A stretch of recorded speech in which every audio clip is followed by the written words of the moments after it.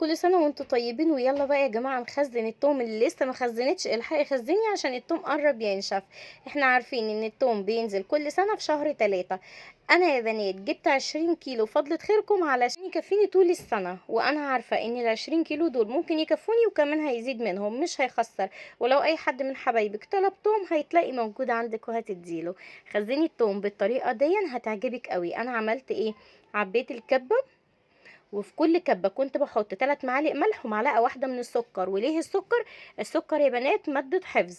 وعليهم 3 معالق من الزيت و3 معالق من الخل.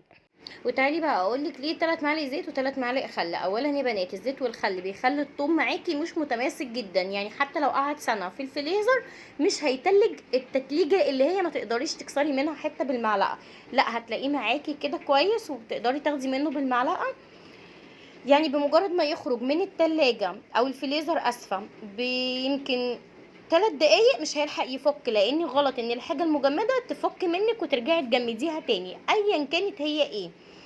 فالطريقة دي حلوة قوي هتعجبك، انا معتمداها ليا سنين بامانة، بخزن التوم بنفس الطريقة.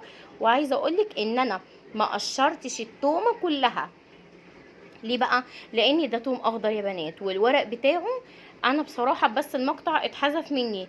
انا اخدته حطيته في فرن البوتاجاز، اخد لون اللي هو اللون الذهبي ده، او بمعنى اصح اتحمص يعني بقى مقرمش كده.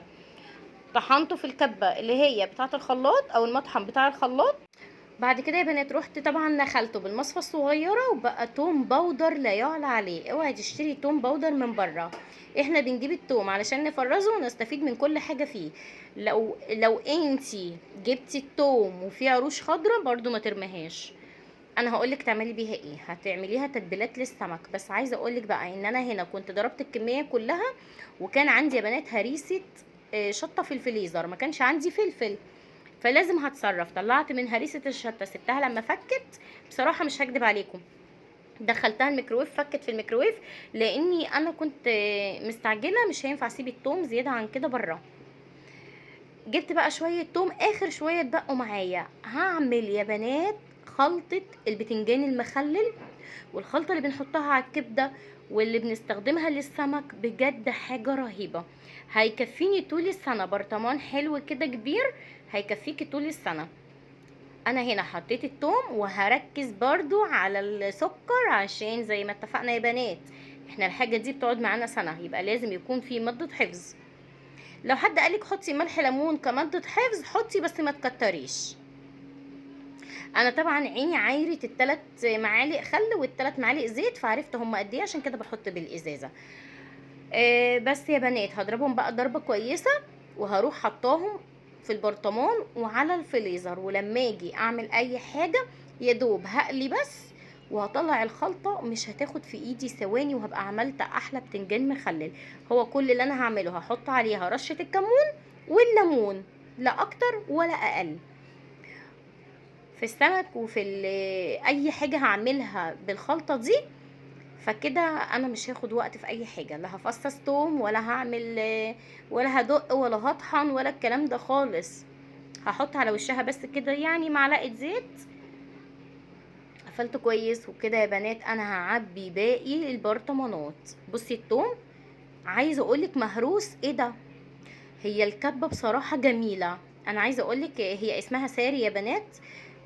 التروس بتاعتها معدن، كانت دودو جابتها الاول فلما عجبتني رحت جبتها. بصراحة احسن من بلاك اند وايت، في ان بلاك اند وايت التروس بتاعتها بلاستيك، ولكن دي تروسها معدن، بس هي رخمة بصراحة في تشغيلها شوية. لازم تديكي تكة اللي هي هتعذبك شوية على بال على بال ما تفرم يعني. ما علينا، بس بصراحة هي بتفرم الحاجة وبتخليها زي ما انت شايفة كريمة كريمة. شايفة؟ بصي ال20 كيلو عبولي كام برطمان هيكفوني طول السنة دول يا بنات ولا لأ؟ هو انا عملت حاجة مش عارفة، انا حطيت سمنة في طبق ودخلتها تقريبا الميكرويف. ده بعيد عن الفيديو يا بنات، انا كنت بعمل غدا وكنت بسيح سمنة اكيد. بس طبعا انا ما كملتش عندي البطرمانات اللي انا مخصصاها للتوم، فاضطريت ان انا احط في اكياس فريزر عادي جدا. ولو مش عندك بطرمانات خزني في اكياس، ايه المشكلة؟ بس بجد يا بنات الحاجة لما بتبقى موجودة في الفريزر بتوفر عليكي وقت وتوفر عليكي مجهود.